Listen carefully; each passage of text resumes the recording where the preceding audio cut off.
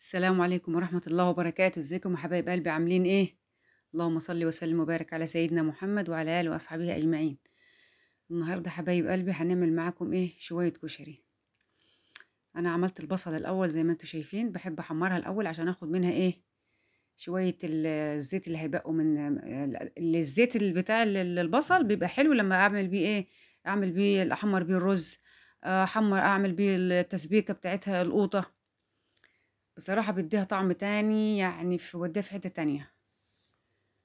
وكل سنة وانتم طيبين يا حبايب قلبي، يعود عليكم الأيام بخير يا رب إن شاء الله يا رب، وينصر أهل غزة يا رب يا حبايبي يا رب، اللهم آمين يا رب. والله بدعي لهم من قلبي، ربنا يا رب ينصرهم نصرا كده يا رب، نصرا جميلا إن شاء الله. هذا هو، بصوا عملت البصلة، بصوا جميلة، حطيت لها معلقتين خل. وأنا زي ما قلت لكم بحب أعمل البصل الأول يا حبايبي، عشان الزيت اللي هيطلع منها ايه أستغله بقى وأعمل بيه الحاجات التانية دي. وهنا برضو عملت العدس وصفيته. أنا باحب أعمل كل حاجة لوحديها يعني، آدي البصل أهو، قصدي قصدي الزيت اللي طلع من البصل، خدنا حبة هنعمل بيهم شوية شعرية، واللي هنحط الحبة إيه لل متهيألي للرز ده، للرز وأنا كنت سالقة المكرونة، سالقة المكرونة وحاطة معاها إيه حبة، حطيت معاها، قولوا معايا لا إله إلا الله، حطيت معاها مكرونة سباكيتي. معرفش زهايمر ولا إيه، الواحد بينسى. أنا باحب أصفّي العدس خالص أهو، باحطه في المصفى الصغيرة دي كده، وده نُص كيلو من الرز، ونُص كيلو مكرونة، وربع كيلو مكرونة سباكيتي. باحب أحمّر كل حاجة لوحديها، يعني والحاجة بتطلع بصراحة جميلة ومفلفلة كده. وكل سنة وأنتم طيبين، ويعود عليكم الأيام إن شاء الله يا رب بخير يا رب، اللهم آمين يا رب، وعلى الأمة الإسلامية كلها يا رب. أنا اشتريت شوية حاجات كده، فهانزّلهم إن شاء الله في فيديو لوحده يعني كده، على قدنا يعني الحمد لله.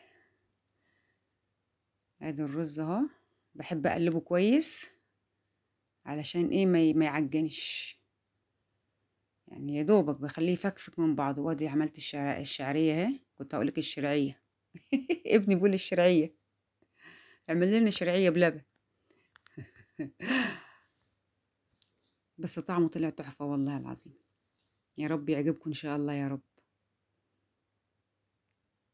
وده اهو حطيت الشعريه، هقلبهم تقليبتين واعمل لهم ايه، واحط لهم شويه ميه سخنه كده. وكنت عملت العدس بجبة لوحده، والمكرونة اتسلقت اهي جاهزة. وبصراحة أكلة الكشري دي أنا بحبها أوي، بدل ما نطلع نشتري من بره بقى، ده العلبة بقت قد كده، بقت غالية أوي. وعايزين ندمس برضو شوية فول وكده عشان رمضان السحور وكده يعني.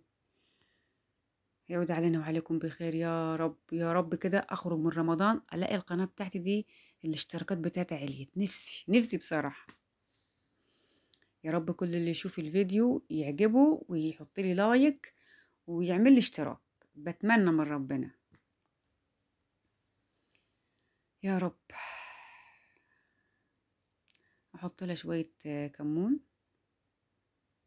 انا بصوا حاطه ميه قليله، يعني مش عايزه احط ميه كتير علشان انا بنزله بيبقى ناشف شويه، يعني ما بيستويش، لو استوى هيعجن مش هيبقى حلو. كل المكرونه النص يعني مستويه الا كده حاجه بسيطه، الرز يبقى مستوي الا برضه، يعني مش مستوي على الاخر، العدس كله كده ماشي. وهنا حطيت حبه زيت اللي باقيين متهيالي، حطيتهم هنا. وهنعمل بيها ايه، نحط التومه، وهنعمل القوطة بتاعت الكشري حبايبي يا رب. اللهم صل وسلم عليك يا حبيبي يا رسول الله.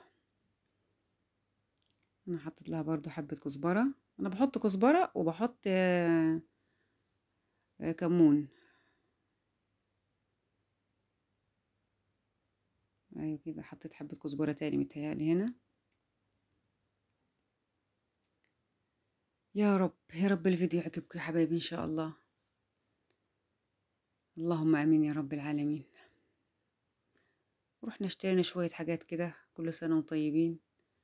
وفي شوية حاجات هيتبعتوا لي برضه من البلد، وأهي بتتقضى وتمشي. الحمد لله والشكر لله، الحمد لله والشكر لله. أحمدك يا رب وأشكرك على كل حال. أنا حطيت القوطة أهو. أما نيجي نغرف بقى الولاد بقى اللي موجود واللي مش موجود، وأنا وبنتي بصراحة بناكل لوحدنا دايما، يعني إحنا اللي قاعدين على طول. هنحط لها هريسة الشطة، أنا كنت عاملة هريسة شطة، بصراحة بتبقى حلوة قوي، بتوديها في حتة تانية. هريسة الشطة دي لما بتتحط على يا سلام كمان لو حطيتيها على الصلصة بتاعت المكرونة، مكرونة بقوطة بتبقى جميلة. لما تعملي حبة مكرونة كده وتاخدي عليهم معلقة هريسة شطة. الأكل ده في الشتاء بيدفي يا جماعة، والله بيبقى حلو قوي طعم، يعني بيدفي كده، تحبي تاكلي كده شوية محشي، شوية كشري، شوربة عدس، وهي حلوة الحمد لله. رضا والله رضا. البصل اهي، بص انا المعلقتين الخل اللي حطيتهم في الزيت هما اللي عملوا ايه القرمشه دي. وده انا اهو خلطت طبعا الكوكتيل كله على بعضه، حطيت المكرونه على الرز على العدس بجبه، قلبته كله في بعضه وحطيته في حله، وبعد كده اغرف بقى. معلش يا حبايبي التصوير يعني ايه مش ولا بد، انا ببقى ماسكه التليفون بايدي والله، ايد شغاله بيها وايد ماسكه بيها التليفون. هنعمل بقى ايه هنا الشطة بقى، يعني مش بعمل الخل، ما بيحبوش ولادي. انا هعمل ده بس، يعني ايه هاخد معلقتين من القوطة دي او 3 4 معالق كده، واروح حط عليهم شوية زيت، واحط عليهم ايه معلقة برضو من الشطة اللي انا عاملاها. حبة زيت، في ناس بتحط الزيت وتحط عليه الشطة وتخليه ايه بقى على النار، يا لهوي الشقة بصي ريحة الشقة كلها تبقى ايه، كل البيت يبقى شرقان.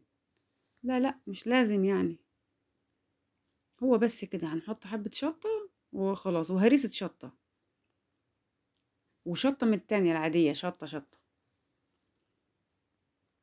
وبس كده.